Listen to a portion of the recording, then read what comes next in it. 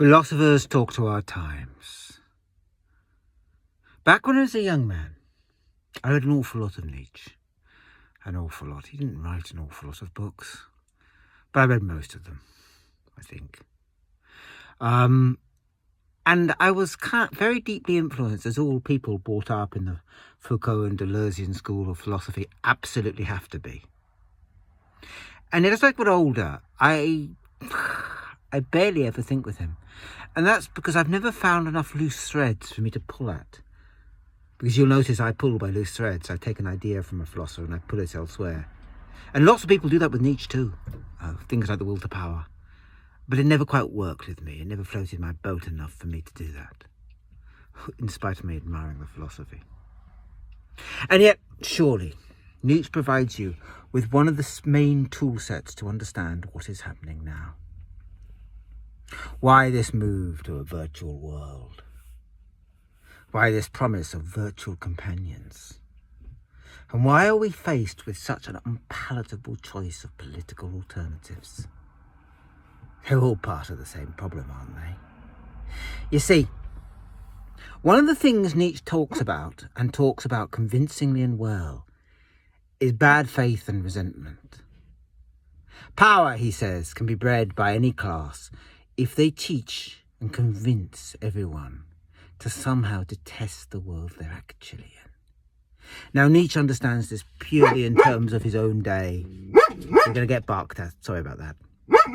I hope it's not too bad. If it is, I'll go outside. I'm in my van. Oh, that's the culprit. It's a van. It's a big lorry. So it'll probably go now. Right. He does it in terms of the politics of his day. So religion. And he says that religion bred a very unique sort of person. A person who was at war with the world. Who understood everything in terms of the life of the world to come. Who derided them.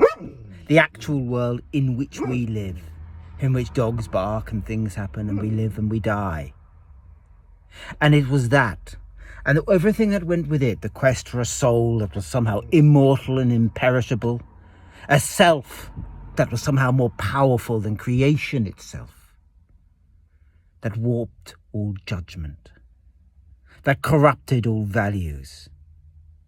That made one understand the world not as it is, but in terms of some distant dream.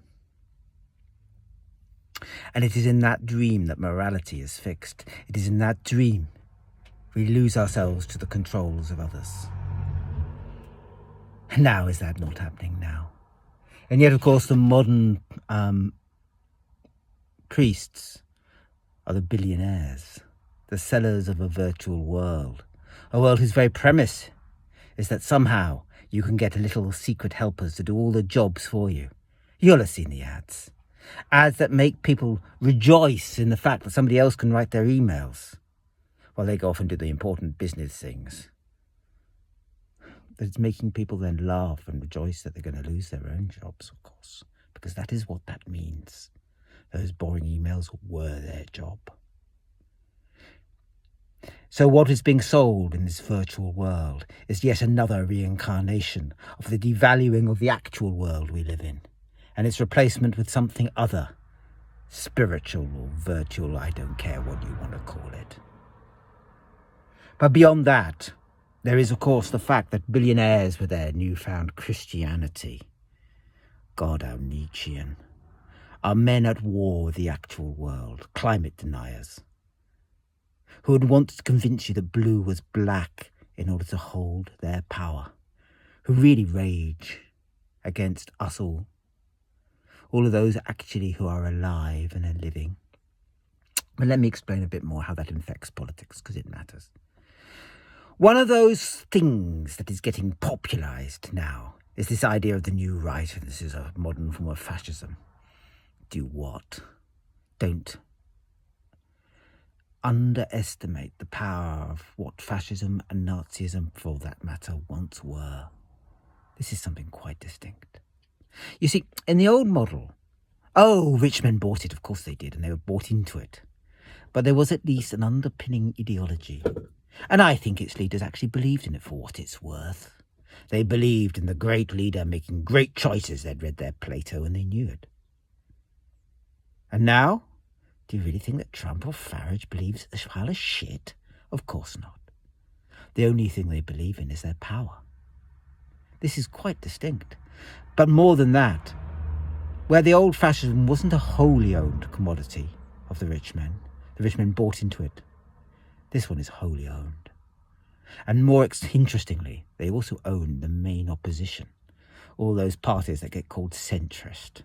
All the Starmers of this world and the Democrats. Wholly owned commodities of the same billionaire classes who've also bought up the fascists. Clever, you see. You own both sides.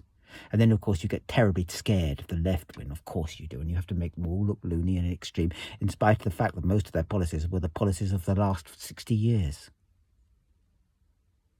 It's the billionaires with their war against reality who are trying to change. Now, I've got to put a caveat in. I loathe talking like this. I'm no class warrior. Oh, I'm a Marxist and I believe in classes, etc., etc., etc.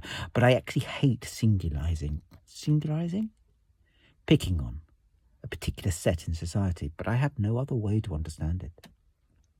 And that is what Nietzsche gives me, the confidence to say this is the modern priestly caste, preaching a doctrine of hate that despises actual reality, a world of global warming, a world of people, that wants to replace it with some kind of virtual neo-truth that is nothing in particular, that they can control and command at their will. It is resentment in its most modern, virulent form. Unless we find a way of asserting the value of life against it, it will have the power that resentment always does, to breed a docile individual, caught in a dream of the thereafter, and unable to live in the world that is here and now.